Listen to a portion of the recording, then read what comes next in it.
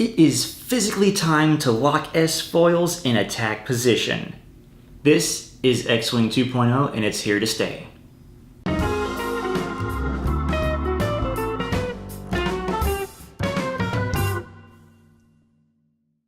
Hey everyone, welcome to Josh's Tabletop Talk. I'm Joshua Thomas and I am here to talk to you once again about X-Wing 2.0. Oh well, I'm sorry, according to my friends at the tournament I just came from, this is just X-Wing. Because X-Wing 1.0 was basically like a 7-year beta test. I mean, this is here to stay. Take a look at this. Not only do the S foils close very nicely and open. I'm going to show you that again. That's great. We've just got so many changes, and not to mention, I used a U-Wing in my fighter squadron during the tournament, and I held my own. The only time that I lost was when I made pilot errors, like I flew poorly. In fact, if you fly Luke Skywalker onto a rock in the first round in front of 6 TIE fighters, he's not going to make it. But nevertheless, Fantasy Flight seems to have fixed just about everything you can think of when it comes to X-Wing.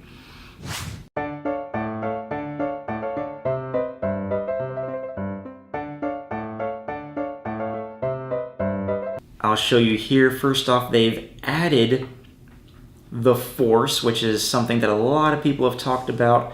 This makes Luke Skywalker a beast because there are special Force abilities that take the place of elite pilot talents, or I think they're just called talents now. So anyone who has the Force ability can't have a talent, but they can have special Force powers. And in fact, Supernatural Reflexes allows you to spend a Force token, and you basically just get a free booster barrel roll. And then if it's not something that you can do that's an action on your card, you can suffer a damage. But with S foils in the closed position, any X-Wing gains a white boost and can do a white focus and transfer that into a red boost. So many amazing combinations across so many different ships can be done in this manner without the use of special double-sided cards. There's not only Force abilities, the Force also acts like a mini focus in that if you spend a Force, you can modify one dice, either a green or a red. Then you've also got charges as well. Here's R2-D2. No longer is he just, hey, regen is shielded in a green maneuver, or in the new game, a blue maneuver. Now he has 3 charges, and there's another astromech similar to him, the R2 astromech, which only has 2 charges and does the exact same thing, but you also get a weapons disabled token. So if you want to recharge that shield, you'd better make sure it is the best decision at that time. But it is amazing. All these chips are double-sided now for loaded and used, or shield or no shield, or Force, no Force. So those look great. And the games are supposed to go a lot faster now. Now in the tournament we didn't experience that. In fact, I felt like the tournament rounds were almost too short because I never finished a game where one side or the other was completely wiped off the map. But one reason that they probably think the games are going to go much quicker are these new damage cards in this new damage deck. They are lethal. Basically, any face-up damage card just about says, hey, give yourself damage for this, give yourself damage for that. Are you a pilot? Give yourself damage for doing the wrong things here too. The damage deck for critical hits is full of extra damage. It's just lethal.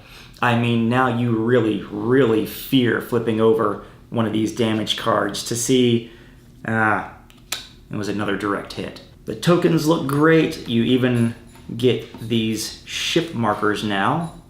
You get ship markers. 2 of them come in the core set. along with your Luke Skywalker X-Wing and 2 TIE fighters, just like in the original.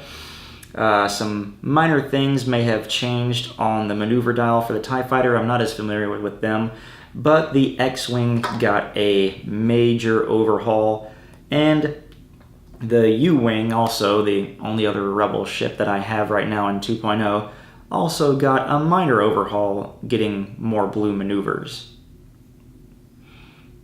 X-Wings can now do Talon rolls, so yeah, so much things have changed for the better. And in fact, as I was playing in the tournament, I thought to myself, yeah, the only reason I lost was because I flew Luke onto a rock and he got obliterated. Or I flew my U-Wing in front of the entire enemy squad thinking that I was going to block them and cause them to bump, but they landed just shy of me and used their munitions and blew me out of the water. The ability to recharge munitions as well is amazing. Just about, any of your heavy munitions users can regenerate munitions or reload them. Any ship that has a turret can now have a gunner. So gunners are different from regular crew members. So now Han Solo and Luke Skywalker, they're both gunners, and they can affect turrets in special ways. And not only that, but turrets have to be aimed, and aiming is an action. What else is there? So many different things I could think about, so much more I could talk about. This is just the tip of the iceberg when it comes to X-Wing 2.0, just X-Wing. Not only are they separating the Rebel Resistance, or the Resistance, and the First Order into their own separate unique factions, but they're also adding factions from the prequel trilogies. So like the Old Republic and the Confederacy, they're going to have factions in this game as well. Every player I talked to at the tournament had great things to say about 2.0. Many of the comments were, this is the most fun I've had since whenever. This is actually the most fun that I've had playing X-Wing ever, because for the first time, I felt like I could win without having to have all the booster packs and all the expansions. I felt like having a U-Wing didn't mean you were going to automatically lose. I felt like that my limited resources, which aren't much more than these cards right here, allowed me to still have enough flexibility to win a match. And yeah, there might be slightly better combos that I could have had with these guys had I had different cards available, but this was not a losing hand. It was only my talent as a pilot and someone who knows how to play the game that was the factor in winning or losing. So that is the new X-Wing 2.0, which all my friends are saying, no, this is just X-Wing. 1.0 doesn't exist anymore. Let me know what your comments are if you've played the new 2.0. If you love it, if you hate it, leave a comment below. Be sure and check out our Facebook page so that you'll be able to check out news updates and other things that you're not going to see in videos and perhaps not see on Twitter. But we've also got Twitter, and we'll hope you'll like and subscribe and click that little bell button next to the subscribe button so that you can check out more of our videos as soon as they come out. Thanks for watching. Catch you next time.